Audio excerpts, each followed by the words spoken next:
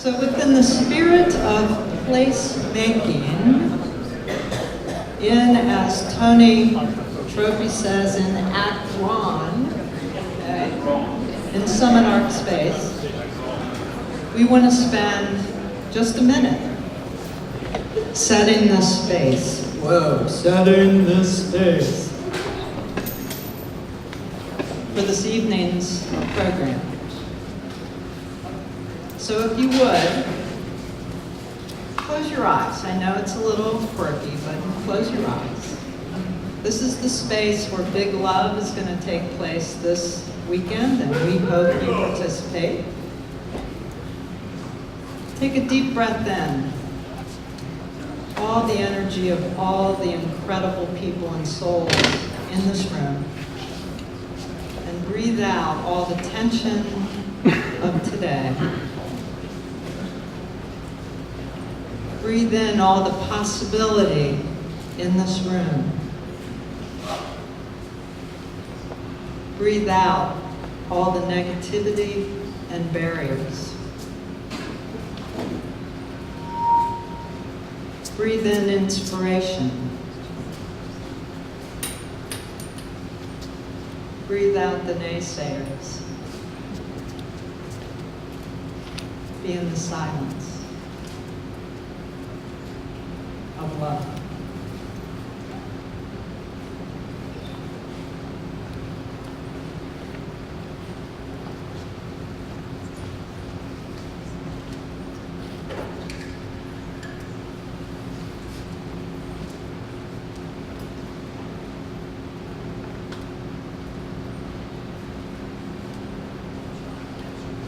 Thank you for being here.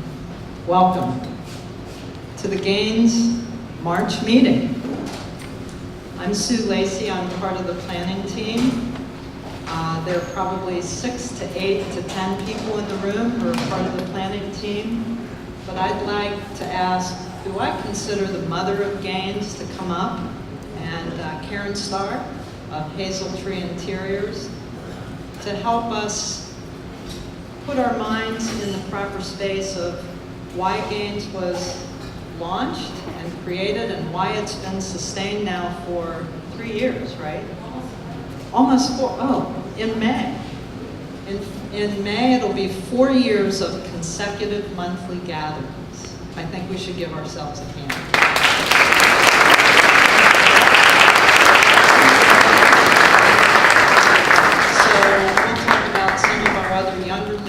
Who have really made tonight possible, who are part of the planning team as well. But I'd like to ask Karen to take the stage and share the vision and where we've been and where we're headed.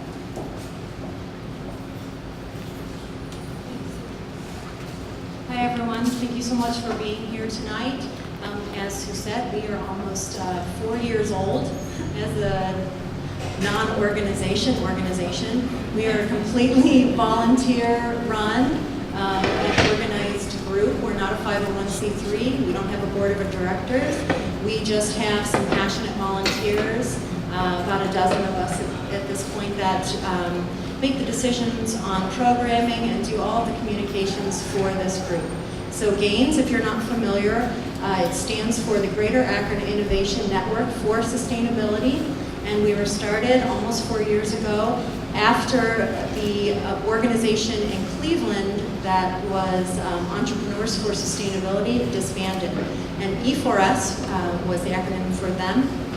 They were really influential in many of the Gaines co-creators' lives and businesses. It was a business-to-business organization that focused on sustainable products and practices, and it really rallied Northeast Ohio together around this kind of goal of everyday sustainability. So Gaines is an offshoot of E4S, even though they may not know it, although I think Holly does know that, the founder of E4S at this point.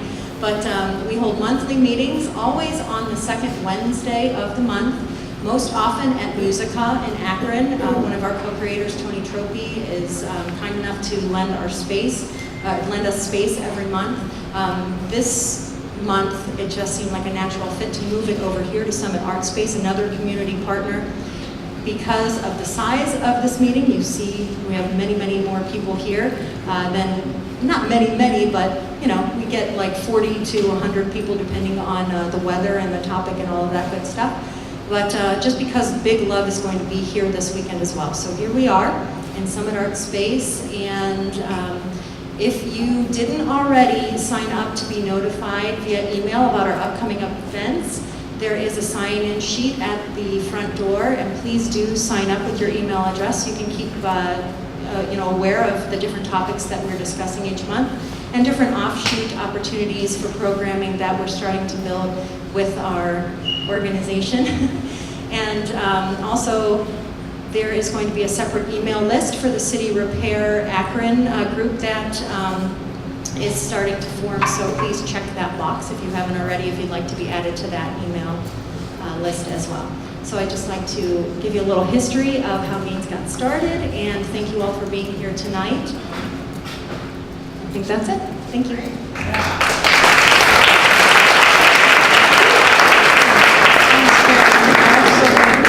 Shout out to Philip Neighbors and the Mustard Seed Market for, as always, preparing a wonderful spread for us. Thanks, Philip. So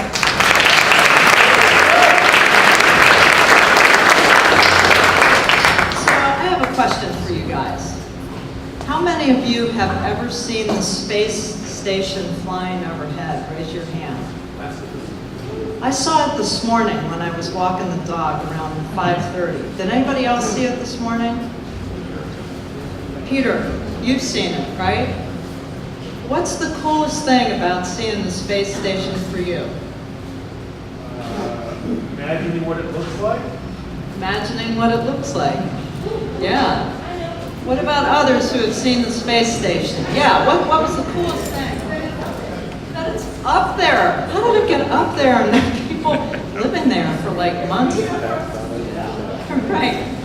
So, what's that? There's people up there, living up there, right? So, I had only ever seen it one other time, faintly over Lake Erie. But this morning, I looked up and I'm like, wow, that's a big-ass plane. What is that? And I finally figured out, it's the space station. So I had a moment to imagine all these things that people have shared and imagine what was the innovation and the creativity and the non-stopness, and we're going to keep going at this till we create what we're inspired to create. What did it take to create the space station and to keep it up there for all this time and maintain it? So I started my day today on the right foot, considering what we're doing tonight. Because placemaking is about looking at the assets we have, and we've got lots of them. They're in this room, they're out the window. This is a great vantage point, at least for downtown. So we're building on our assets to create livable, energizing spaces that promote health, well-being, and happiness. And we've got a lot of good things already underway with Better Blocks and North Hill, and now expanding to other communities and other neighborhoods. And we're thrilled to have some special guests tonight that our young leadership in Gaines has brought to the table. And so let's begin this evening. I want to introduce two of our planning team members, Jessica Myers and Beth Bill. Let's give them a hand.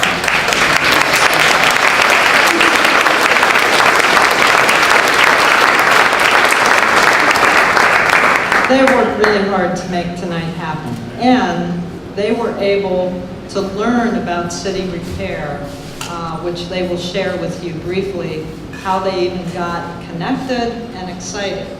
And so we're going to turn it over to them, and then I'll be back to moderate a question and answer period as well. But welcome, you guys, and welcome to our awesome young leadership.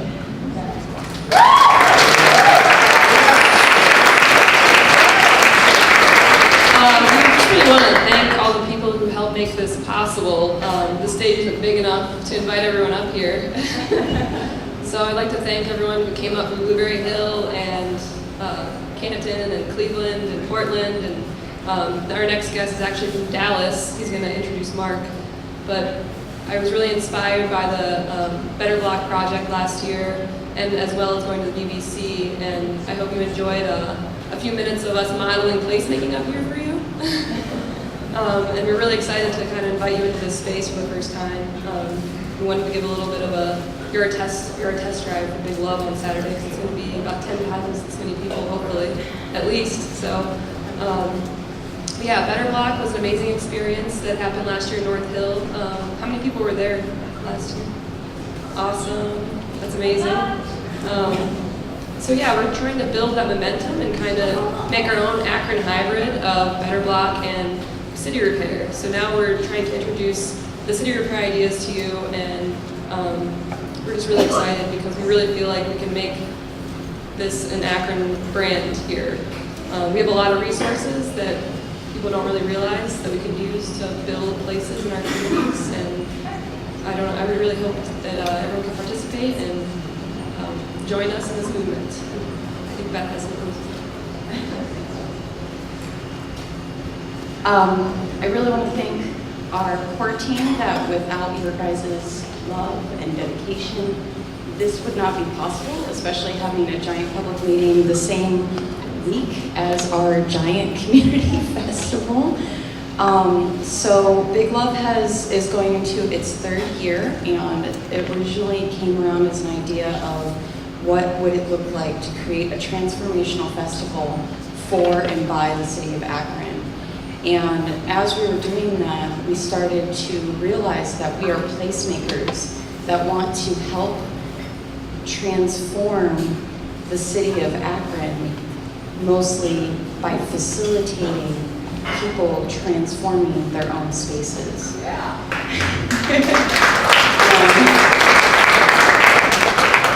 So last year I was up in Cleveland getting with the Green Triangle, which is a wonderful collective that teaches permaculture, and I was getting my permaculture design certification. And as a part of that, they had Mark as an extra special guest speaker in from Portland. And as he started talking about neighbor-led neighborhood design facilitated by permaculturists or gardeners and healing practitioners and artists, I was like, wow, that is what Big Love is starting to become. We have to go to Portland. So a couple of us went to Portland and we got some great training from them. I come from this world as a community organizer since I was 16, and seeing the way that people are able to take over and transform their spaces in a way that creatively solves the problems of their own issues in their community and helps them find a deep-rooted sense of identity and ownership over their own neighborhoods is remarkable. It's unlike anything I've ever seen being there, and it's inspired me to really want to do that here. And I'm so thankful that they have started this movement of tactical urbanism, of doing pop-up spaces to semi-permanent spaces to become permanent spaces so that people can truly design the spaces that they inhabit from their own perspective, their own wills, their own desires, so that we don't just have a bunch of cool hipster people becoming gentrifying factors in poor neighborhoods, so that we don't have just giant vacant spaces that people spent a bunch of money on giving to developers that nobody uses, but that it's actually thriving, living spaces in our communities. And both Jason and Mark have done, and Kirk have all done a lot of work to create spaces like that. Next up, we have Jason Roberts that helped to found the Better Block project. He's from Texas, and we are so incredibly grateful to have you. We are so grateful for your commitment to the city of Akron, and we're grateful for your insight into tactical urbanism and how we might use it here. Jason Roberts.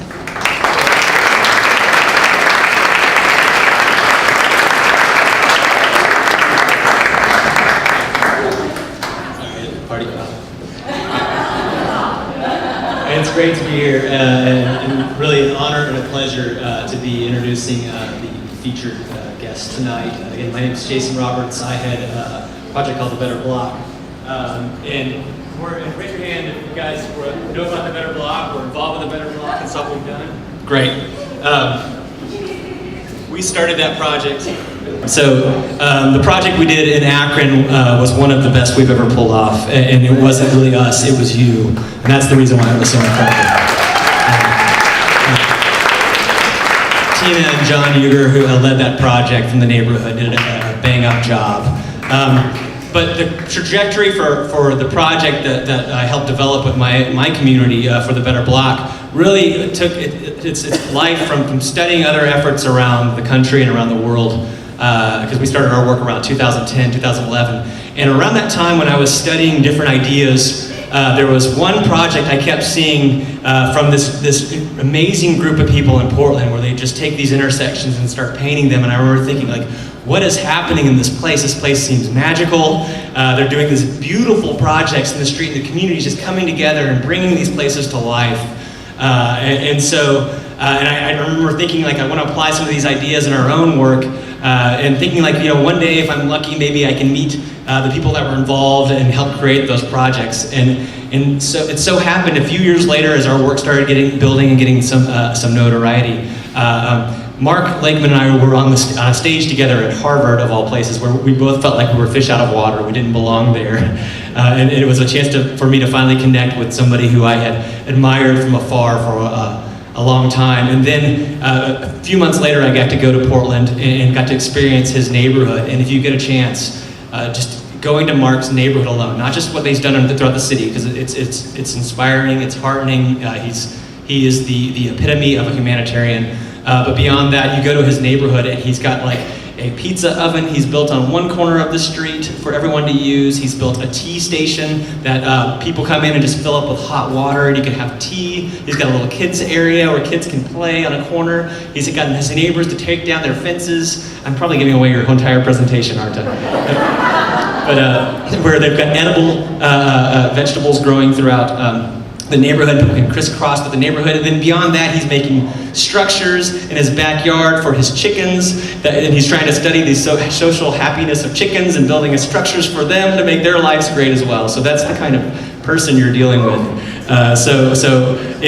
With that being said, I am truly honored again and admire this man greatly. In fact, whenever I found out he was going to be here, I wasn't intending to be in Akron. I've got a project I'm working on right now, and when David Swirsky with the Big Love team told me he was going to be there, like, I'm going to book a flight because I want Mark to come just give me some advice selfishly, tell me what I should be doing on this project. And I got him to do that, so thank you, Mark, for that. So with no further ado, I'm honored to present Mr. Mark Lakeman.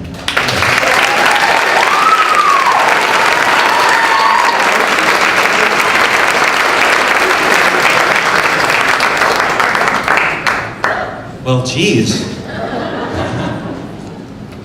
Okay. So that I don't forget, I want to do this first. My dear friend Kirk Rea is sitting in the front, and he's also here from Portland, and We love Kirk. yeah, we love Kirk. He's also known as Kirkules, so if you need any huge things lifted, just talk to him. But he's here too, and if you want to have conversations after the presentation, you can talk to both of us as well as our amazing hosts who also know a whole lot about what we're talking about tonight. Chris McClellan is also here. He's part of, and also my friend Gordon is here. They're part of Cleveland City Repair. You can talk with them too. And also, so I don't forget, we have this cookbook here. Cookbook for basically troublemakers. Gosh, I'd sure love to change the streets into public squares, or I'd sure like to plant corn where there are cars right now. So this can kind of help you know how to do that. And it's a fundraiser to help support the communities that we're working with all over the country. So it's hard to know how to begin sometimes, because placemaking has so many different dimensions to it. And I'm going to set this water down. Just picked it up, set it down. Placemaking has so many different parts and pieces to it, and this is how we can understand placemaking in the USA from my point of view. So we all know that we save our money. A lot of people who can save money fly across the ocean to go visit places where you'll see people, sometimes even in cultural costumes, speaking their own languages. Oftentimes they'll have their own belief systems. They'll have all kinds of different cultural practices that tend to be unifying and expressive of stories that they have been sharing together with their ancestors for thousands, perhaps thousands of years. And then you come home to the USA, and you might notice that people don't talk to each other as much here. And if you pay attention to what the media says, or what maybe when you're traveling, people say, gosh, Americans, all you guys talk about it is the price of things. Or maybe you talk more about you than you do about with the people that you're among. Interesting things to hear from people. And when we come back to the USA, a lot of times we're just really excited to save more money in order to go on vacation, to vacate and go elsewhere again. And I love our nation because I love our people and I love our communities, and I think there's so much more that's right about us than isn't. You know, completely. You know, unlike the media that tells us what's yet wrong more again today. I want to hear them say things like, yay, we have thumbs. You know, we apparently can do, we worked a long time to have thumbs, you know, evolutionarily speaking. We should be excited about that still because it took so long. Or, yay, we have ears so that we can actually listen to each other. You know, they say of Americans we can only speak for we can only listen for more than 15 seconds or something like that before we think of sex, apparently. I bet that means a bunch of you guys are doing that right now. Or we're more afraid of public speaking than we are of death. And I know that that stuff is a consequence of our isolation. All of it is a consequence of our isolation. If all we have to talk about is ourself, if all we have to talk about is the price of things, it's probably because we're living in a perfunctory reality where so many of our interactions are dependent on whether or not we have money to pay for a good or service. You know, and then we go back to the home zone where we live in isolation in communities that feature, get this, United States neighborhoods have the lowest number of community gathering places of all first world nations. Now, why? I mean, this is why we save our money to fly across the ocean to visit places that are replete, that are infused, not just with place, not just with places, but with people that are integral with their environment. Like, they've been there a long time. You know, those Greeks, those Italians, you know, those Ethiopians, they've been there a long time. And their place expresses a story of their settlement patterns, you know? And at best, when they haven't been interfered with by colonialism, there's a village heart everywhere you go. And the strongest, most wonderful villages with the lowest with the lowest crime rates in the world and the highest indicators of public health are so infused with place that everywhere you look, there are people that are interacting and expressing themselves. They may be dancing just because, as you walk through the streets that are so gorgeous that even the pathways are places. So, then we come back and we earn money wanting to go away again to such places. The difference though, and we need to know this now, is that our communities were built by developers. They weren't built as expressions of our participation over time. So if a developer says, and I don't want to vilify developers because they are also part of a paradigm of isolation where it's just normal not to talk to each other. It's normal to be afraid of each other. And then reinforced by the media every single day, like here's what's wrong. Again, you know, today a new thing, same old story, new twist today. People say, oh, well, that's because we love that kind of news. No, we don't. I remember the time when it was announced that a place had been found in the world that no one had ever been before, and the headline was Shangri-La found. I mean, I saw that along the side of the road in a newspaper box, and I thought, oh my gosh, I've got to find a copy of that. I'll pull over the next newspaper stand and I'll get one. So I looked, and I saw a newspaper stand and it was empty. And then the next newspaper stand was empty. I couldn't find a copy of this news that told you that this dream landscape, you know, like Shangri-La is synonymous with heaven, you know, and people were like, heaven exists? Yeah, they'd found a valley up in the glaciers in the Himalayas where no one had ever been, and it featured all these subtropical species, and it was quite clear that no human being had ever found it. And that was such beautiful news that people wanted it. Like, the newspaper boxes were empty. That meant something to me. Like, we're craving, we're starving, we're hungry for awesome news. Yeah, I mean, and besides, what is the kind of news that you like to tell? Oh, I ran over a child today. You know, you want to go out and tell everyone about that? Oh, my bank account screwed up yet again. You want to tell people about that? Or do you want to tell them about your successes? And then you want them to actually hear you and say, wow, that's awesome, and then ask you a question?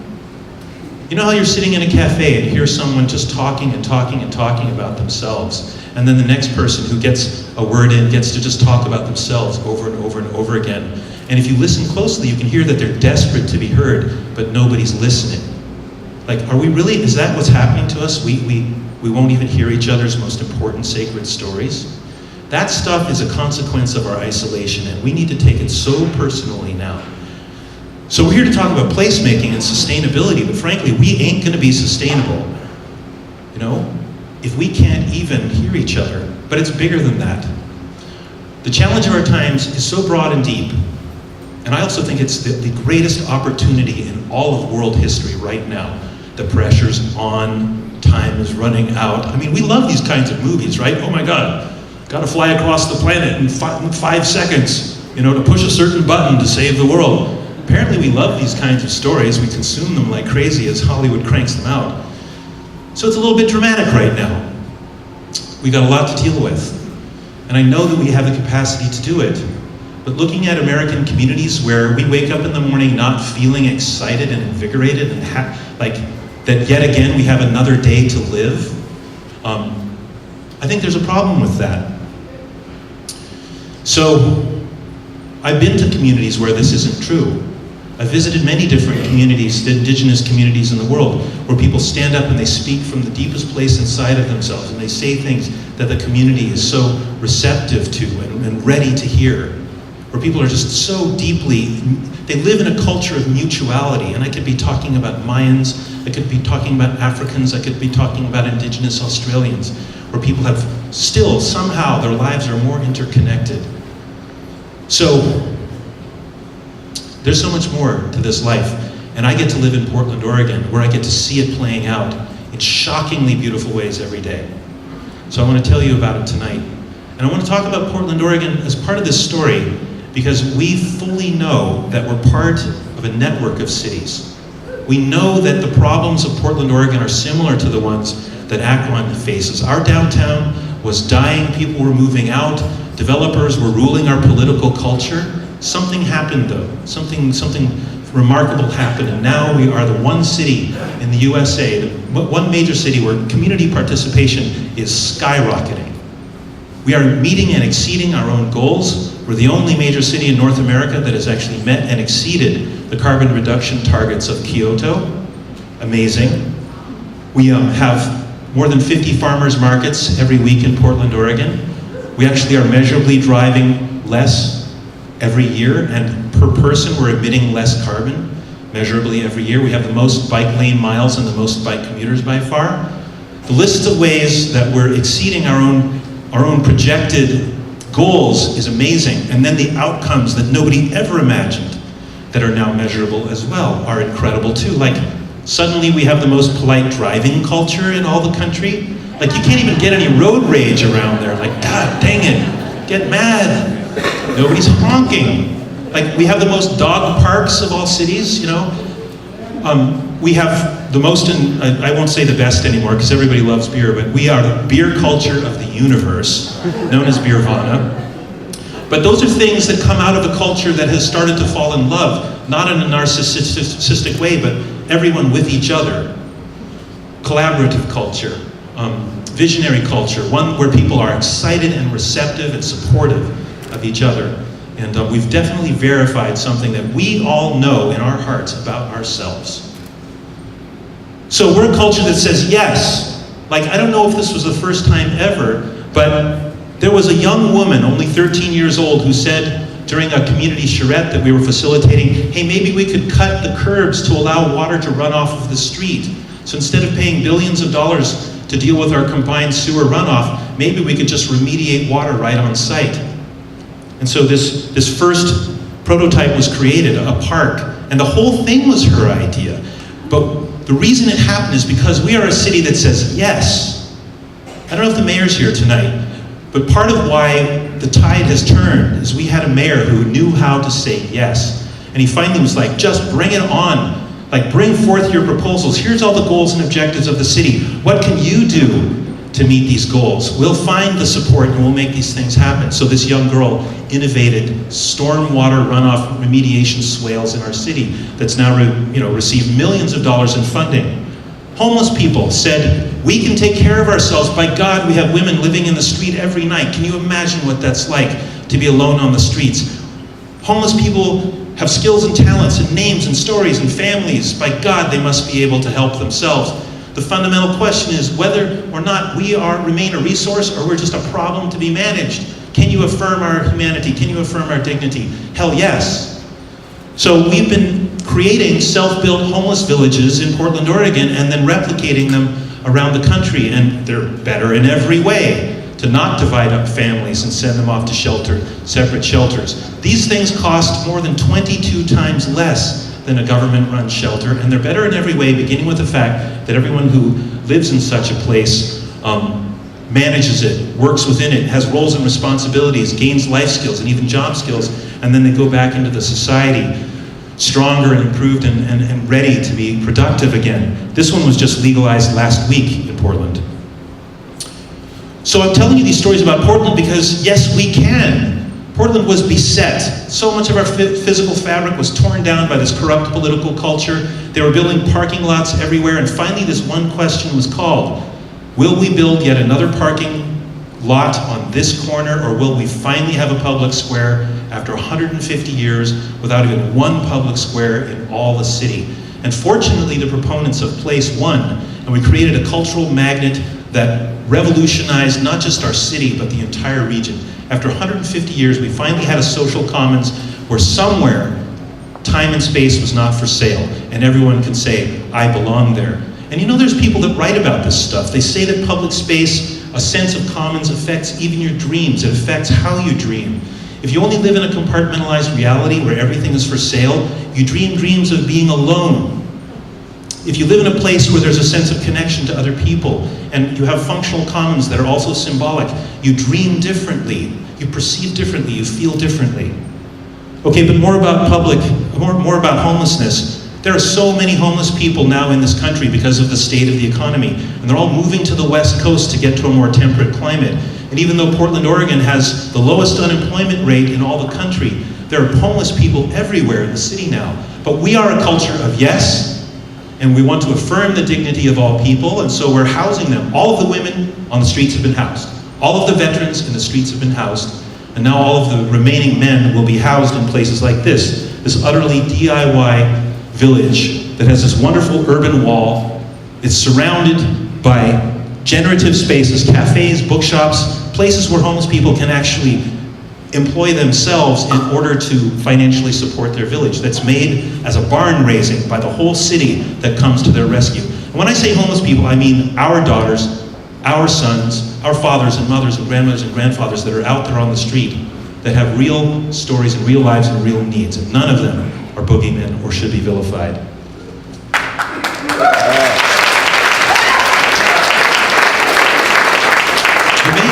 The mayor of Portland is doing this. He's like building 20 more of these prototypes, and some of them are larger, denser, with huge open floor plates where homeless people will be able to build their own environments.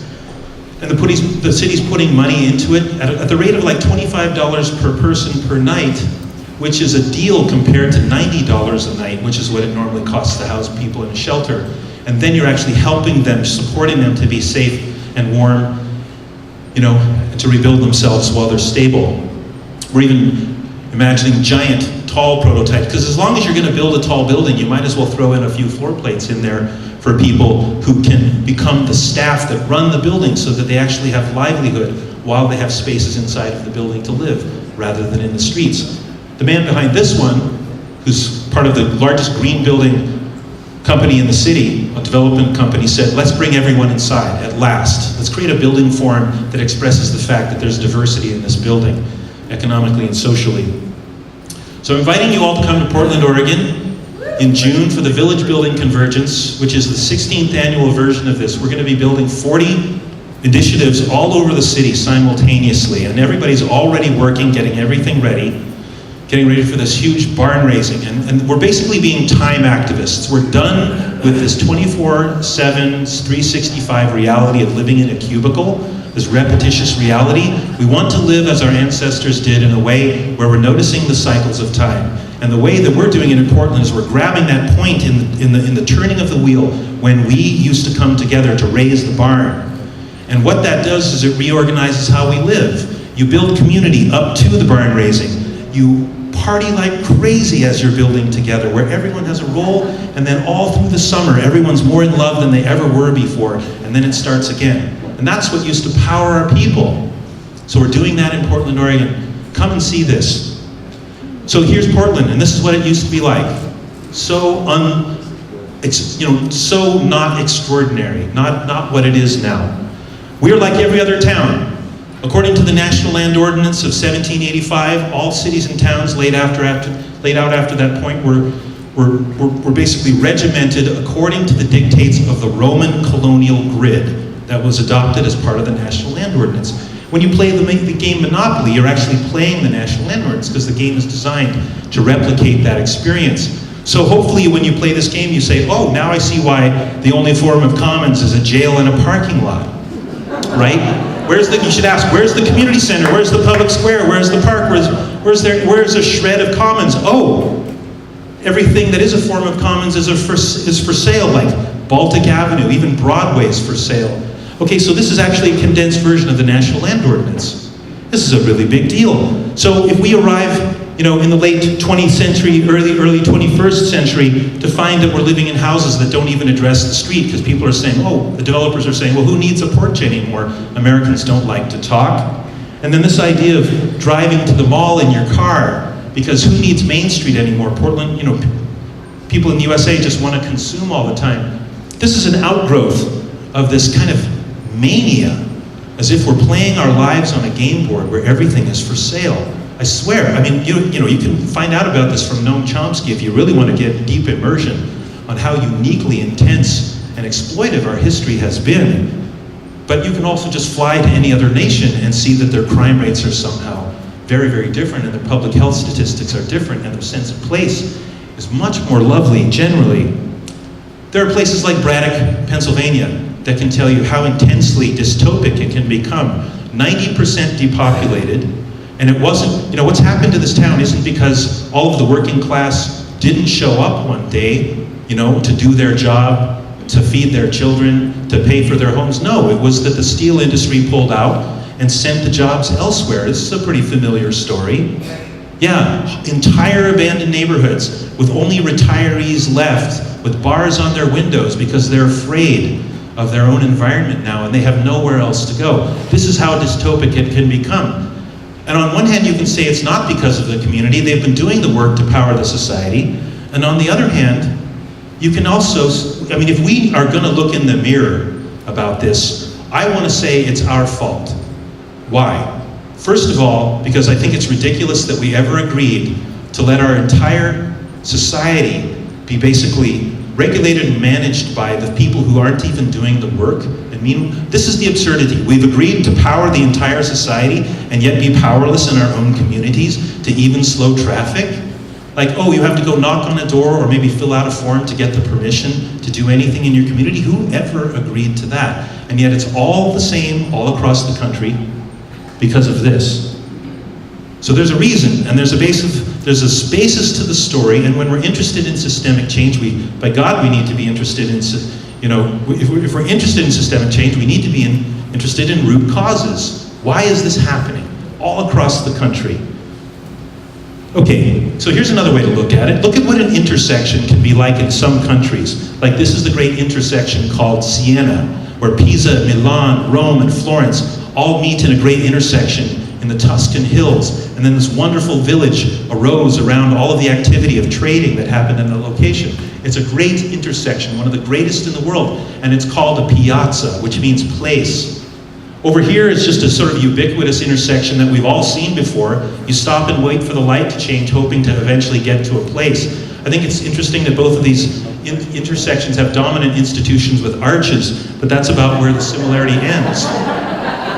The fact that this is the palace of the people that brings people together to deliberate and celebrate and then spill out into their glorious intersection is why this gets to be a place. And over here, the rise of corporate culture and what it's done in such an exploitive way to our people and our place is simply the next chapter in the National Land Ordinance. We need to understand this and feel about it so deeply and become the culture of yes, not waiting around for anyone else anymore to decide whether or not we have power of place. Okay, so in Portland, Oregon, we were inspired. We looked around the world and we said, my God, 150 years without a public square, look at the value that they provide for all these other places. And so we created this. And it was against the power of the mayor. Like, it was like parking garage or public square. And the mayor said, I'm not going to let you do that because if you have a public square, you'll gather. Which sort of shows what his sort of class-based fears were. Oh no, if people talk, maybe they'll realize what's going on and disagree with this reality that puts so much money in his pocket at the end of the day and not into the pockets of people with families. Okay, one of the greatest public squares in all the world. After 150 years, we created it, and it revolutionized our entire city and the region, and it continues to replicate itself with these emanations or ripples going out. Because finally in our city, there was a place, there is a place now, where time and space and life is not for sale, and everybody knows they belong. What does that do to the heart of a culture that's been starved for place? So speaking of place, my mother's kind of this Indiana Jones grandmother. She sort of likes to always be out crawling around in old caves and ruins, looking for evidence of common culture. Here she is standing deep inside the earth, looking up at the surface of a well that features these double helix rampways that take donkeys down to get water and then donkeys up carrying water. What happened in this case was these people in Umbria realized that after an extended drought, they had to somehow get through the rock down to where they could always get water. And when they undertook this, they knew that most of them would die before they ever got down to water, but they were doing it for people who didn't even exist. Like when people say, oh, Americans, human beings, they're fundamentally selfish and self-interested. They don't care about a common life.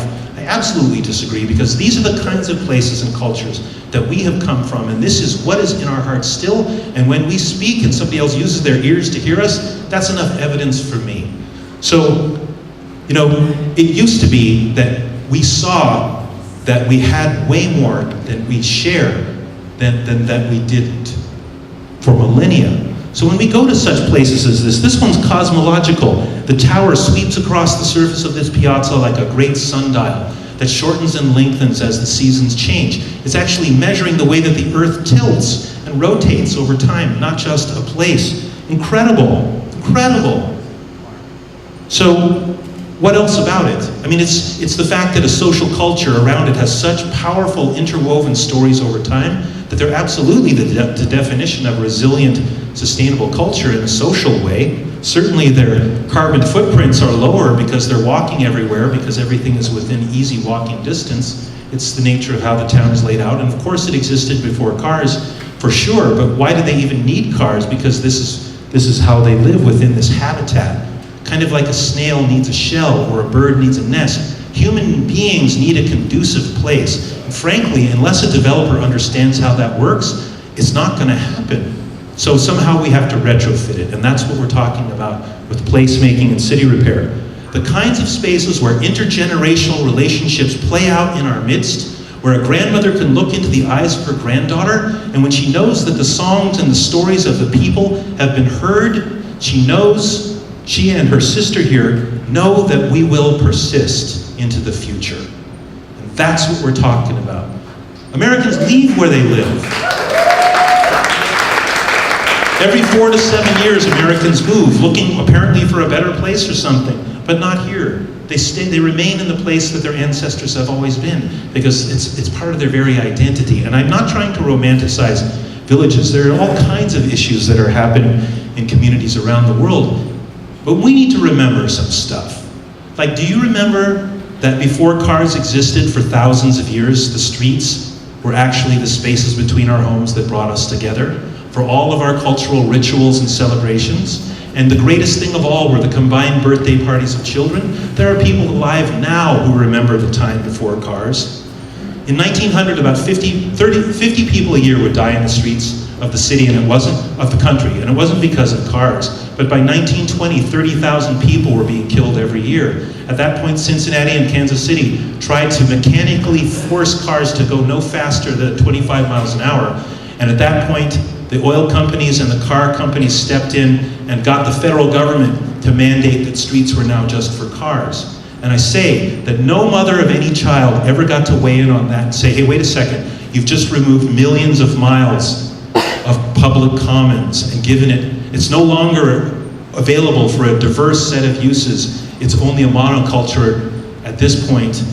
And they invented the crime of jaywalking. A jay was a person from the country who would walk as the crow flies, and instead now everyone had to walk long, straight, flat lines and only turn 90-degree angles in their reality without our consent, which always pisses Americans off, okay? So, but now you go through the American landscape, and we're so afraid of benches that when you even propose one, someone will say, as they said in my neighborhood, you're gonna put in a bench, you fools, don't you realize someone will sit there? Like, we have been so isolated that we're afraid of each other at this point, and we vilify homeless people who actually might be a veteran who's lost half of his leg to fight for you. You know, what's going on when we would even say such a thing? Okay, but this is what it comes down to for me. Every one of us has had a mother who was carrying us in her arms, looking for a place to sit in order to nurse us. And women all over this country are walking around without a place to rest while they do the service of giving birth to the whole society. And I say to you, we are not worthy of a sustainable society until we deal with that. You know what I'm talking about. So in Portland, Oregon, it's a culture of yes. And what does yes get you? It gets you a society. It gets you a place with more courage in your heart than you even knew you could feel. And getting up in the morning excited about the coming day. Here are firefighters painting ripples of water in a street intersection because it's legal to turn public street intersections into public squares in Portland for free. As many as you want. 17,000 of them are available in all the residential zones of the city to be converted into community gathering places. Here's our favorite transportation engineer working with children to build raised planters, because we didn't have enough money at the time in the Transportation Bureau, building raised planters in order to constrict the flow of traffic, to slow traffic, and also create habitat for pollinators, for pollinating insects in the streets, to meet multiple goals all at the same time. Here's another example, taking trash, computers being thrown away, basically toxic waste, and instead taking those and rebuilding them as computers to make them available to the larger community. If you volunteer 8 hours, you get a free rebuilt computer as part of the organization called Free Geek. This kind of stuff is shaking out of the sleeve of Portland, Oregon, and what's going on is we're seeing that the problems are clues to the solutions. Go to the problem and you'll find a poor design choice or a design opportunity on the flip side of the issue. This is how we take trash and turn it into wealth. We've built such an indomitable culture that people like this will actually get up in the morning and say, let's go plant some native edibles out in parks to benefit wildlife and actually create some stuff that people could eat if they're out there wandering around. They haven't asked the Parks Bureau for permission. It's that we own the city, so that they go out there and they just do it, because the Parks Bureau has the objective, and some neighbors say, well, let's buy the plants and go out and do it ourselves on our own authority. Okay, well that might sound a little weird, but along for the ride on this day was one of the founding employees of Microsoft who had been looking for a way to use his millions and millions of dollars to make the world a better place. So he invested in Portland, Oregon, and created one of the most fabulous urban agriculture initiatives in the world called Our Table, which you can find at ourtable.org. It's a regenerative farm based on food forest systems just outside of Southwest Portland. And all the food, of course, is organic, and it only goes to Portland, Oregon, because part of the objective is to have as little a carbon footprint as possible as they transport the food. The urban agriculture movement in Portland, Oregon is stunning, it's dazzling, and yet it's still nascent, it's still just getting going. But we do have the shortest distance between where food is grown and where it's consumed of all cities, measurably. This is our design office surrounded by 84 varieties of edibles within food forest systems, vertical systems with 7 layers of food productivity, all within narrow strips of land that also help to shade the storefront windows. The social culture of Portland is engaged. People are sharing their stories and inspiring each other and working together in broad collaborations, including to address this issue. Like, okay, we've got all this waste. How do we turn it into resource and wealth once again? How do we build jobs out of the stuff that we normally just throw away? So we created an organization called Our United Villages, and this is the Rebuilding Center. It's kind of like a habitat center where you go to get recycled materials, except it's the biggest one in the USA, handling the most volume. The building itself is made out of all recycled and natural materials. Everyone who works here comes from within walking distance. They all have full health and dental benefits for themselves and their families, and they have living wages, and they're basically just reconditioning trash and selling it back to the community for pennies on the dollar compared to Home Depot or Lowe's. So this is reinvention, ingenuity, entrepreneurialism, coming out of the cracks of the society and being an economic engine for change. So you go inside the building and everywhere you look, there's all this gorgeous stuff all around you that you can't even believe how little it costs to buy a couple of code-approved double insulated French doors for something like $65 compared to $500 elsewhere. Their administrative offices entirely made out of reclaimed materials. Look at all of this creativity. This is the main entrance, made out of cob. It's a very adobe-like material made out of clay and sand and straw. This is another building that shook out of the sleeve of the social culture.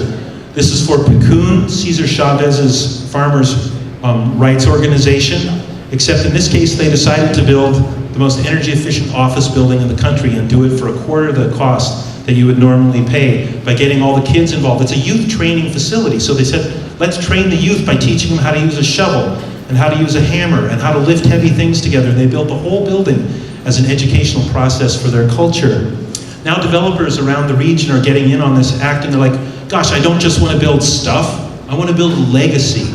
I want to make a way for people to talk. So this is micro infill co-housing here, where everyone owns their own house, but they all collectively own the land that they sit on, including the gardens and pathways and bike shelters. Then the city government decides to actually start subsidizing and incentivizing the creation of this, working with developers around the region. So again, common stewardship, separately owned buildings, collectively owned land. And then it starts spreading to all of these other cities. This is one on the Oregon coast where they've been doing these intersection installations to turn them into gathering places. Just a fabulous story. This is a 20-year vision plan that really began when they purchased the Masonic Lodge that was abandoned and turned it into an arts center, and then used the central open space in the city to start creating a public square, beginning with the community garden. So here's one of the prime directives of sustainability, just to remember that all human habitat is supposed to help us speak to each other and help us communicate and interact, not just to build and to construct or move things around as American cities have been designed, but to fundamentally help us have relationships of mutual benefit. But it's a hard road when you live in a less dense neighborhood or a more dense neighborhood that's been laid out by somebody you've never even met. Like here's the neighborhood that I live in when we first got started. Nobody ever, no mother or father ever said, hey, what fun, let's not have a single public square. I vote for no square. So that we'll be voiceless and then all of our authority will be held by people downtown that we've never even met. No, and yet it's the same all across the country. We need to know this story. So after all, when we want to talk about communication and interaction and having a place that's convivial, we need to remember that the demos, the very unit, the physical social unit of democracy means people in a place. Like, instead of neighborhood, we should call ourselves a demos, claim the village heart, and then just thrive through our participation. That's what democracy is supposed to be built on. But what we've got, it's as if you've taken the tree of our society and cut off the roots. How is that going to live? That's like putting a flower in a vase of water, and it's just sucking water, but pretty soon it's going to be dead. That's an unsustainable situation. The great tree of our society needs to have complete root systems that draw the nutrients and moisture of the earth into the greater body of the society. And that's through the grassroots, the root tips of the great tree of our people. So this has been our strategy in the city, to take those places that should have brought us together in a convergence and transform them once again, and do it all over the city. And then as we do it in our city, it's been replicating in all of these other cities, and it's not Portland's idea. It's coming back to an ancient idea of people in place. Little girls know how to do this. We've sat with second grade girls and we've asked them, girls, can you think of a way that adults can make the streets safer and get kids outside to play and make it so that people build more identity and take more pride in their environment and go on with the goals and objectives. And this little girl looked at us and she said, "Are you serious? You can't figure out how to do that?" So she said, "Let me show you." She makes this little red circle and she puts it down in the model. She says, "This represents a pony ride. I guarantee if you get a bunch of ponies out on the street, everyone's going to stop. They're going to get out. They're going to want to pet those ponies. They're going to want to ride those ponies. And you're going to have all these other things on the corners that bring people out of their houses." And this girl says, "I have such a better idea than that. I know for sure if you put an ice cream parlor right in the middle of the street, everyone's going to stop their cars. You can have all their favorite flavors. You can put tables and chairs in all the corner. You can have a community-sized skateboard so everyone can skate at once because they're going to be so happy." And if you have traveled to the other great nations of the world that feature the village heart, you know that this is what the greatest architects of all time have done in all of these other places of our own ancestors. So we are hardwired placemakers even when we are small children. And this is why we go to such places, to see where people live and work together. And their quality of life is so much higher and not characterized by despair and depression and obesity and so many things that come out of our designed environment. Okay, so this is how it used to be. A landscape that facilitated interaction and its cultural expression because it's designed by the people who live there as opposed to the development grid. Notice the center of this block is an open space. Notice that this one has no such open space from the Atlantic to the Pacific Ocean. Whoops! Forgot the middle of the block needs to be open because our ancestors were like that for thousands of years. And right here where the intersection brings people together all throughout the village, whoops, it's just a traffic corridor now. All across the country, really? No geographic variation, no distinct social cultures, creating village forms that are unique ever? Okay, that's not placemaking. This is placemaking, where people say, we are the village. The stuff doesn't even matter. As soon as we link hands and we look each other in the eye, the village starts to burst into flames in the middle of us. And we can see it because feelings rise in our chest. It's like this, to realize that we live on a game board. In many ways we've been set against each other, even by racial segregation, to say, oh, you have darker ones over here, lighter ones over here. But I like to play the game differently, frankly. New chess doesn't work that way. New chess starts off by having the community organizer pawns trade sides. So we have a lighter one over here, darker one over here. They meet in the middle and they start off by saying, I'm so sorry for what happened in the last game. We attacked you and we killed you and you killed us and we knocked each other off the board. This game is totally unsustainable. It's designed to end. Can we play the game differently? So they decide to get into small groups with facilitators and they're sitting there sharing their stories. But then they get mad because they start to realize what's been happening and they go back to the back row and push the other guys off the board. The tall ones with oppressive, funny hats, knock them off the board. But that's not what we're talking about. We're actually talking about this, where somebody says, it's true, I have way more than my share. And other people say, I've got all these ideas I want to try out. Everybody's kind of ready to go. This is Portland, Oregon, now.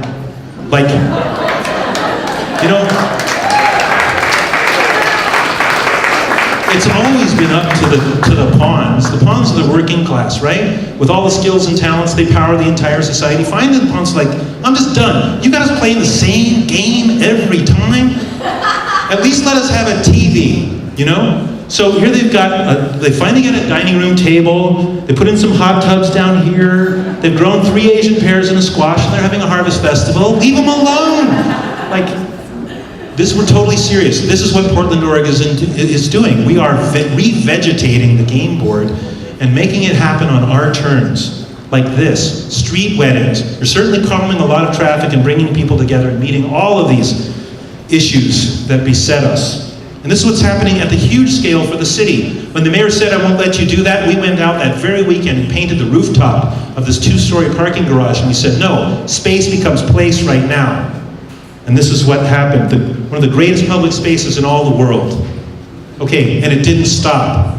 The most, as I said, the most bike commuters and the most bike lane miles by far. I think it's fantastic that the Transportation Bureau is authorizing itself to put banana slugs on top of their little bike graphics here. The most green buildings of all cities by far. The most farmers markets. Like, we just built this tremendous, gigantic bridge, the first in the history of the USA that is car-free. All other modalities for transportation except cars at Tillicum Crossing. The artistic culture is like nothing this planet has ever seen before, including the music culture and also the food culture. By broadest acclaim, the most creative with the most locally sourced food. As I said before, the shortest distance between where food is grown and where it's eaten. You just gotta come to see the beer, taste the beer. The urban growth boundary that causes us to constantly reinvest in the city that we've already created rather than depleting the existing city as sprawl proceeds rampantly out of control. We have greater dreams, and this is the challenge I have for Akron tonight.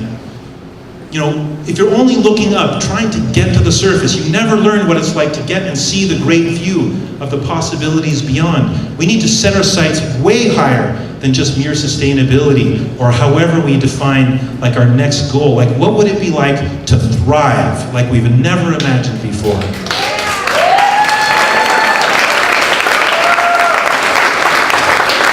That's what Portland, Oregon is doing. We've gotten past the threshold to see things farther, to more distant horizons than we ever knew were possible. So here, coming down to the community level, these 2 little girls had gotten hit by a car just trying to cross a busy street to get to a park. All these people living in 500 houses landlocked by busy streets got together angry. Like, what in the world is going on here? Why is there no place for children to play? We invited the neighborhood historian Eileen to the conversation, and she said, well, you've studied westward expansion and manifest destiny in high school. We live in a framework that houses us as a working class so that we cut down trees, we mine resources, we send the proceeds to the East Coast, and we never create culture. It's designed like that. You've studied this in school, and people were saying, no, it can't be true, it can't be true. It's an old story, but she brought these goals and objectives to build community, to enhance the community with gathering places, to address issues of safety and livability, calming traffic, beautifying and inspiring other people. Like, we've got these goals in every city, usually unaddressed. So during that discussion, all the adults were ready to give up. Like, how in the world could we do that? We don't have money, we don't know the mayor, how could we do it? Fortunately, there was, again, a 13-year-old young woman who was there in the discussion, and she said, I've done a chart of what everyone does for a living around this intersection, in the middle of the neighborhood. Maybe we could repurpose some existing public space. And what if we even knew each other? Could we work together? She handed this to the adults, and she said, adults, connect the dots. What if we knew each other? Could we work together? And the adults said, wow, there's a chef. We all like to eat. Amazing. There's a doctor. We all get sick. Gosh, there's a community worker. Maybe we could be a community. There's a social worker. We all have social problems.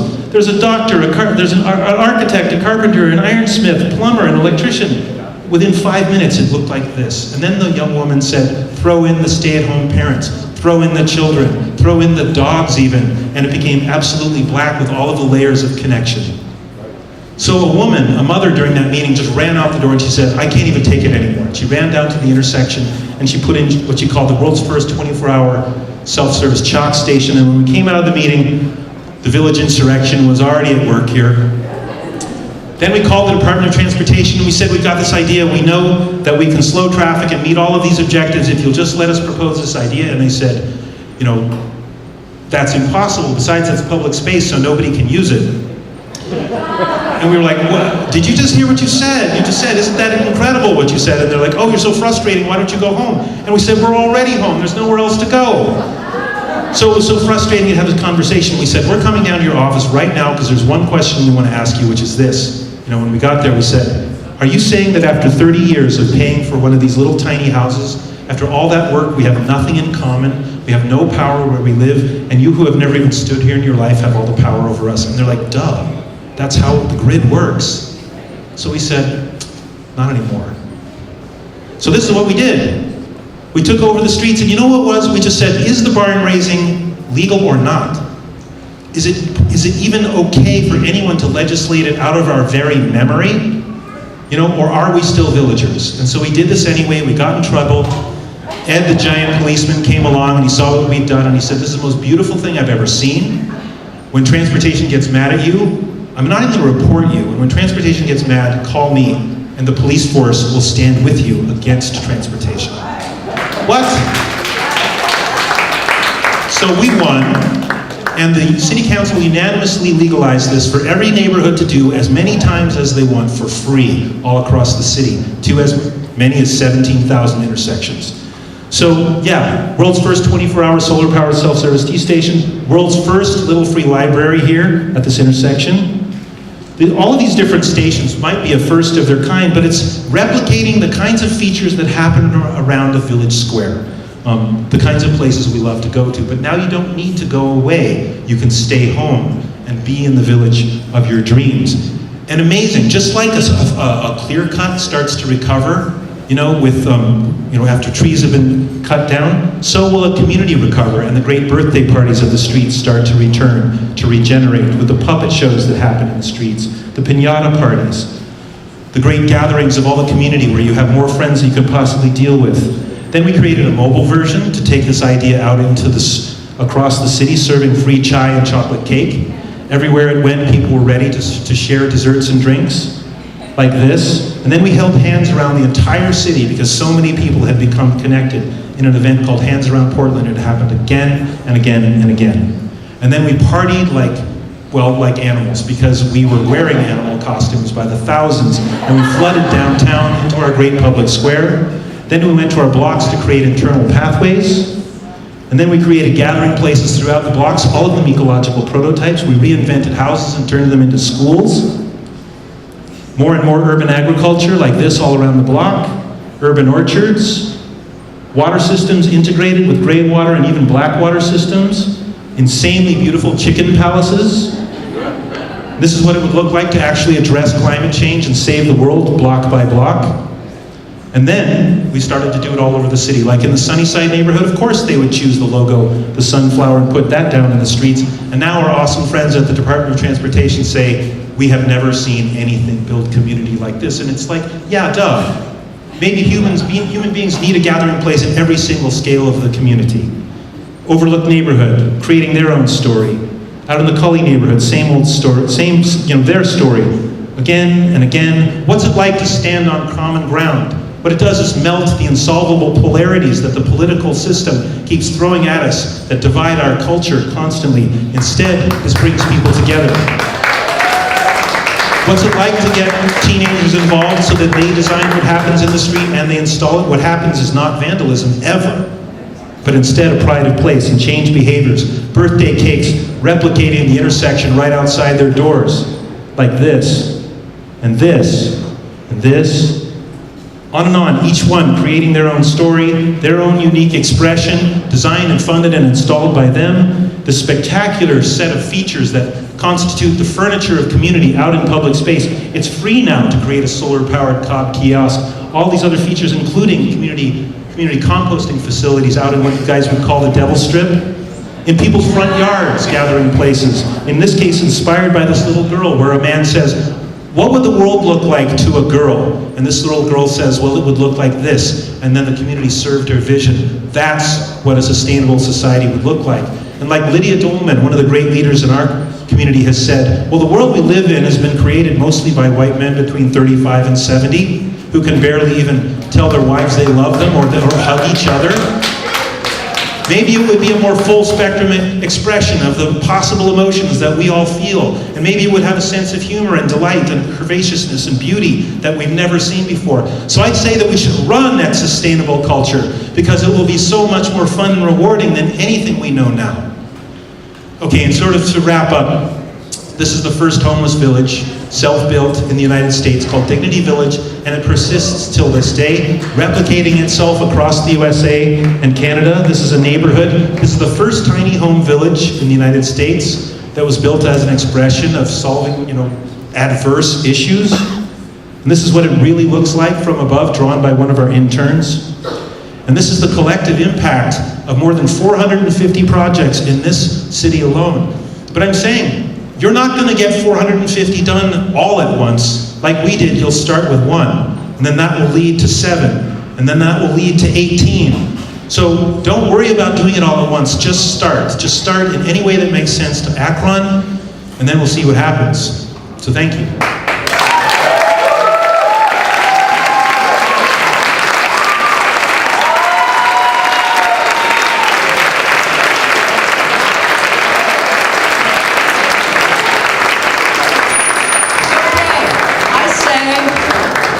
Unleash the creativity of the ponies and the heart of the people of Akron. All right, so we're going to spend just a moment having Jessica and Beth briefly describe what the next steps are, and then we're going to engage in some Q&A, okay? You might be taller than me. Not by very much. So we're getting ready to launch this program in Akron, and we'd like to kind of give a brief overview of the timeline, and just so that you can ask questions about that as well as Mark's presentation. We just thought that would be good for the audience. So. Really quick, Jessica, I have a question for you. Why is this important to Akron? From your perspective. A lot of people here may think I'm a Highland Square resident, but I'm actually from South Akron. And growing up at the crux of the Central Interchange really taught me a lot about the isolation. My mom found out about Miller South, so she shipped me off to that school as soon as she found out about it, and that's kind of made me a lot of the person I am now. So it was that jump from my community that was very isolated to a school that brought kids from all over the city, and they were allowed to express themselves through drama, dance, music, art, whatever it was. I jumped around and did all the interest areas over my 5 years there. And then I got accepted to the Firestone IB program and the art program. So just like jumping around from the different neighborhoods of the city, I realized like what's going on in South Akron is, we're just kind of getting like left behind. And as I've come home from living in Colorado or Brooklyn or Central America, I realized I'm like watching my neighborhood disappear before my eyes. It's like, this is where I was born. This is like what made me who I am. And I'm watching it disappear. Like, what can I do to like make this process go back the other way to like regenerating itself? So when I found out about the city repair project, I'm like, this would be amazing in my neighborhood. There's already my mom who still lives there, who has really great connections with the people who are still there, and a lot of the people who are in transition there. She's always trying to make connections with people and create spaces where they can come and gather. She has a few community gardens there, and she welcomes people from any part of the city to come and help, and I'm really proud of her for doing that and modeling that behavior for me. So that's one of the major reasons why I really feel like city repair would be a great addition to the many tools that we have to rebuild our city. Right, and to feed off of what Jessica just said, city repair in Akron is not going to necessarily at all look like what it does in Portland. Portland is beginning to have an overpopulation problem. We have 12 households of people that leave this city every week on average. So it's going to look different, but it's so incredibly important that we own these spaces that I think that Mark just displayed. And the way that we want to start to begin that process is that by May 1st, we will have our site applications due. If you grab one of these flyers that are all over the building, and certainly by the back table where you got your name tags and everything, it'll have all this laid out. So May 1st, we're asking that your site applications are due. For more information on that, you can contact us. All our contact information is on the back. And then from there, between April to June, we will be training our trainers. And part of that is that between June 2nd and June 12th, We will be going to Portland for their village building convergence, and they have a very special training set aside for our facilitators to learn more of their process. A little before that, we will also be doing some community organizing trainings for our facilitators. May 18th is actually our kickoff event. That is when we will have all of the sites picked. And if you are a site, you get 10 neighborhood trainings, 1 a week, that are based in various amounts of tools to put in your tool bag, whether that is design charrettes to help people figure out what they want in their areas, or whether that's community organizing to help people actually bring their neighbors together to do these design charrettes. And then Akron, between August 13th to 15th, which that might be extended a little bit, we will actually be doing our own Akron City Repair around the city. We're hoping to do anywhere between 5 to 10 sites, depending on how much participation or how much people have the ability to do this within their own neighborhoods. And just because we say no this year doesn't mean we don't say yes next year. It also in part depends on our capacity as well. So I hope that you understand that. And we really encourage you to please be involved. If you think that you have a site in mind of your neighborhood, we will help you build it. We will help you put it together. Like I said before, if we say no this year, then we will help you build that capacity for next year, because we really want to see our city be rebuilt for and by the people that are here, and not for some developer's dream or some artistic hipster that comes in and decides things for you. Though, Take some Portland hipsters back. though we don't want them to always make decisions for us. But we really am very excited that you guys were able to come here tonight. And it's not, and without you, none of this is possible. So thank you. Thank you very much for being here.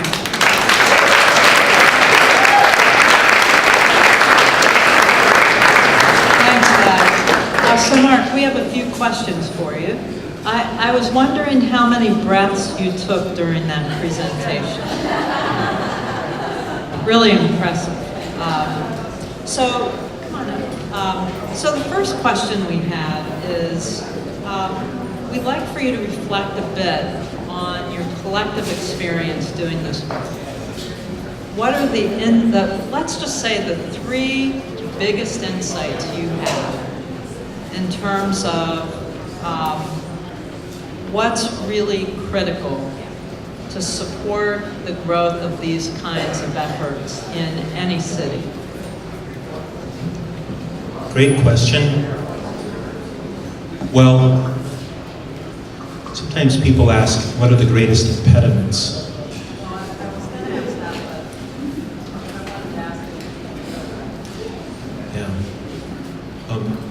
I think, you're really asking what makes these things happen.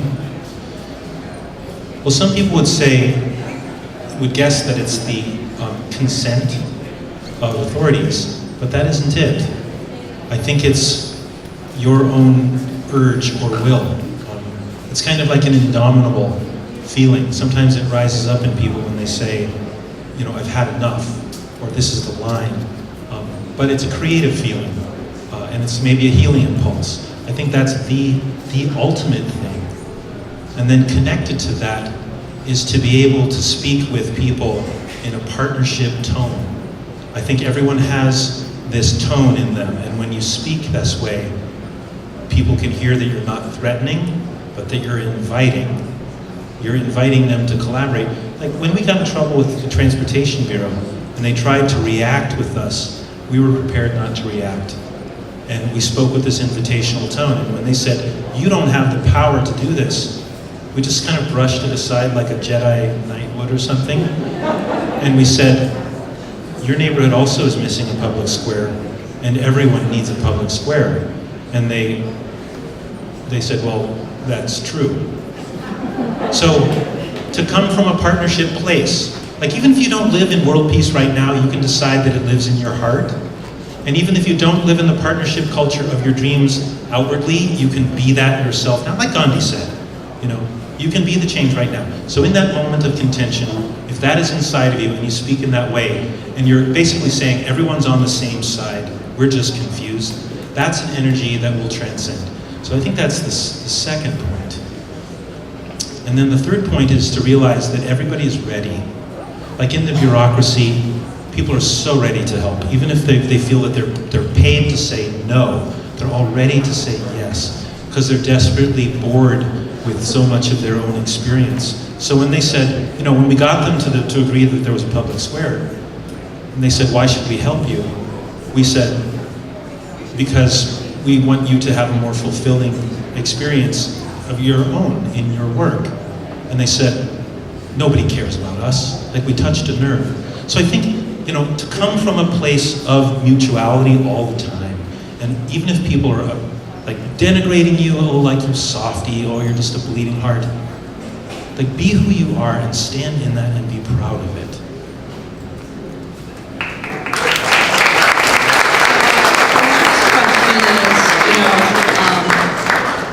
We've done a lot, and I'm going to ask Sabrina to come up in a moment to talk about Permaculture Akron. But we're building a culture of permaculture. And a lot of your designs, a lot of the things that have emerged in Portland require some level of knowledge in those kinds of designs. What's your recommendation for where folks might take advantage of learning opportunities to know how to do this stuff? Like, that chicken coop was awesome, right? But really, where can we learn? Well, you can certainly take a permaculture class. We teach urban permaculture at a place called Planet Repair Institute, where we teach about permaculture, except it's in an urban setting. So I would say, if you want to learn through permaculture how to do this work, or through some kind of placemaking workshop that you could take, I would say try to find a place with an urban emphasis, because that's where everything has a whole different cast. Like in urban permaculture, everything has a social implication. Yeah, and an economic implication, sure, and a social, economic, human capital implication. And you start to realize, oh gosh, permaculture as it's been taught is from an Australian outback perspective, as if everyone has a whole lot of land around them. But when you're working on it in the city, you start to learn that everything is a community building opportunity. So I would say, look for those kinds of circumstances where people are teaching placemaking as part of their instruction. But frankly, you can get a lot of these pieces when you become an activist and you're part of some cause that's related to social or economic justice, or that's part of an ecological initiative. Invariably, these tools and strategies for being collaborative, for being facilitative, for being more attentive, and for engendering mutual benefit on behalf of a larger whole, that's really the stuff that you're after. And then once you get those modalities and behaviors and patterns, then you can learn your way through almost anything. So you've been in Akron 36 hours or so, or give or take, and you've been around a little bit in our city. What recommendations do you have as we begin this effort that we really need to concentrate on initially? And do you have any thoughts about the Interbelt? Have folks talked to you about the Interbelt, showed you? Okay. Well, we're guided, and I would recommend that you think about this too. We're guided by this kind of, it's almost like a diagram. This wonderful person named Kevin Lynch traveled around the world back in the 50s and early 60s looking for the characteristics of the greatest, most robust human habitats in the world that were characterized by the longest residency and continuity and the most robust community expression and the lowest, sort of measurable indications of strife. And he distilled the constituents of place that encourage and facilitate interaction. And it's these, I think, 6 things that every neighborhood should feature. And this is the armature of place within which you would revegetate and make your urban agriculture initiatives and help community to thrive. But it's this armature that we read and then we respond to. And it's basically to say that when you pass from one environment to the next, there should be something that celebrates the transition like a portal. And as you're traveling pathways, it shouldn't just be that you're trying to get from A to B in this perfunctory reality, but that everything is a journey. So just say, for instance, you wanted to make every pathway like a journey. In Akron, you could, like I do sometimes with friends in other cities, we'll hang poems swinging in the breeze, thousands of them from trees. You know, or we'll go around and we'll sprinkle cookies on people's front porches and little plates that say, you must be awesome. I can sort of tell, you know, with a little note or something that, and you don't ever even tell anyone you did it. You're just enchanting everyone intentionally. So that's about restoring. So pathways, gateways, pathways, and then nodes of activity where people are working together, celebrating together like this. But every neighborhood should have a meeting house. Every neighborhood should have community workshops. So nodes of activity, those are the third thing. And then the fourth thing is the village heart. Every neighborhood should feature one great commons at least, where everyone knows that they all can go there. That's where the main action will be happening. The fifth thing is the thing that's most missing of all in the USA, and these are places of memory and story. Also, Kevin Lynch referred to them as monuments. But they're places that tell story. They're like in Mexico along the side of the road where someone has died, you see one. In the Himalayas where they just want you to remember always that the divine is present all the time, you'll see them along the side of pathways, or especially at crossroads, you'll see an altar, and it's trying to remind you that reality is actually sacred and not profane. So that's the fifth thing. And then the sixth thing is that somehow the whole community adds up to a greater whole, and it somehow takes on a distinct form in your perception. So if you could somehow engender, as you transform a neighborhood into a fabric in which the whole becomes truly greater than the sum of its parts, then that would be sort of a guiding framework for anything that you would want to do.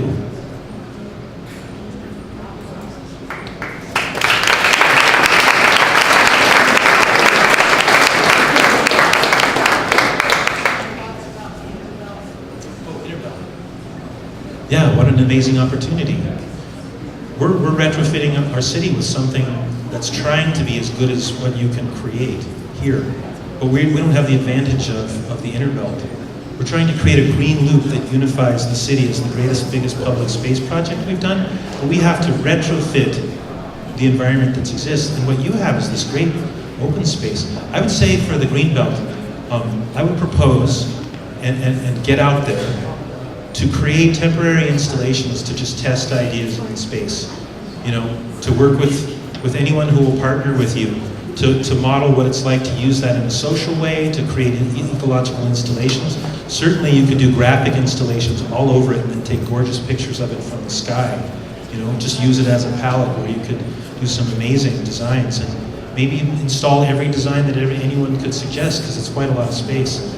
But I think you know, from an urban agriculture point of view, all of that could become arable land. You could also selectively leave a lot of it as some kind of pathway or some amount of hardscape that you can use while you remove a lot more of it. Some aspects of it have hard walls. Those could become living walls. They could also become a palette or a surface for installing some graphics or sculptural installations. I think it should be a cultural space that feeds people's souls and bodies.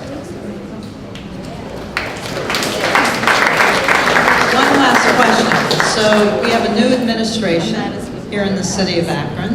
I think we would all agree much more open and receptive to engaging with the community than our previous 27-year-old administration. So there's a lot of opportunity there.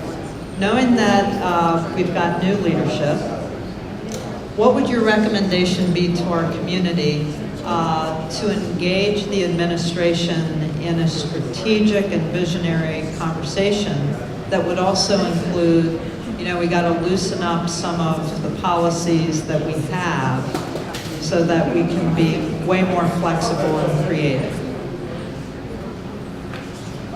Well, now is the time. We're so used to being in a passive posture where we feel that once we elect someone that they should undertake their campaign promises that they should somehow find the funding and make things happen. But it just can't work that way. When you have a mayor who is, like with your previous administration, as I've heard, so many things had to go through him that things were basically limited. I mean, he was the common denominator. So whatever happened was whatever he decided would happen, or he was ready to say yes to. And hopefully, you do have a more enlightened administration now, but they still can't get all the things done that need to happen, and they won't have the ideas that will satisfy your needs. So the most underutilized aspect of whatever we can call democracy in this country is for us to be actively engaged, not just advocating or protesting. Like, I respect cultures of resistance for sure, but proactive cultures that have an idea and want to undertake it, and are prepared to take your ideas and put them into some form that you can use to propose your ideas through a presentation, or through just organizing it on an 8.5 by 11 piece of paper. These homeless villages, as soon as homeless people were able to get it onto an 11 by 7 piece of paper, like, okay, they could be dying in the street, and the administration's like, oh, that's too bad. But as soon as they put it on an 8.5 by 11 piece of paper, it's like, whoa, it's on paper now? That's impressive. And they're ready to say yes, and it's almost that simple. If you can formulate your ideas into something that you can leave with people that helps you to concisely articulate your vision, you're so much farther along the way. But I want to say, the main work is to start. It's to start engendering the culture of yes, and everything after that becomes easier, even if the scale of what you're doing is greater.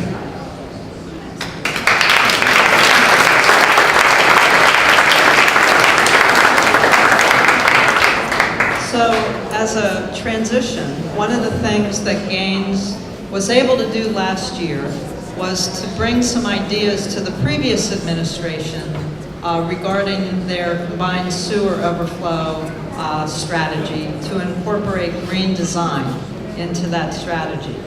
And I'd like to ask one of the folks who actually had a lot to do with sharing that information with the administration, Sabrina Schweier, to please come up, because she's also organizing Permaculture Akron. But also provide for the needs of the earth, the planet, and all the creatures that we share the planet with. Bill McDonough, the architect and sustainability leader, talked about how do we love all of the children of all species for all times. And so permaculture has the philosophy of people care, earth care, and fair share. And it's a whole system of thinking about the design process. How many of you out there are passionate permaculturists already? Yes. I know we have a community, and they all came out when we had an advanced design course last year, and we had a famous permaculturist, Peter Bain, came and spoke to Gaines. And from that, we sort of took a little bit more interest in creating I guess sort of an outgrowth of Gaines, the Permaculture Akron group. So like Gaines, we'll be meeting probably every month on the last Wednesday of the month, but it's just starting. So if Wednesday's not a good night, we may shift it, but the consensus at our very first meeting last month was to have monthly gatherings where we learn sort of the permaculture philosophy, methodology, possibly do some projects, work with what's going on with the city repair. And I can tell you also that we, as a company, Salisbury Schweier is our landscape design firm, we are planning on doing a PDC in Akron in the fall at this point. So there's some exciting things happening, so please join us. Permaculture Akron is on Facebook as well as on Meetup, and you'll be getting information through the Gaines newsletter. Thank you. Okay, you've been really patient. This has been a lot of sitting tonight. We didn't have any time actually for an open question and answer, but I think Mark and Jason will be around for a while. Please make sure that you hang out and engage with them. Next month, we will be focused on the local food movement, We heard a lot about the opportunities that we have to build a local food movement and economy. We'll be hearing about huge progress with the local food movement here in Akron. Beth Knorr with Countryside Conservancy and Katie Fry with Round River Consulting have been very involved with conducting a local food assessment in partnership with Akron Community Foundation that's resulted in significant funding to support a more significant movement. So if you're interested in that, which obviously is a big part of what we were talking about tonight, please plan to attend. We are back at Musica, I think, right? Are we back at Musica next month? Yes. Yes, okay. Thanks to the 880 Foundation for supporting our speakers tonight, and thanks again. Yep. And thanks again to our planning team and especially our millennial team for putting this together tonight. Good night.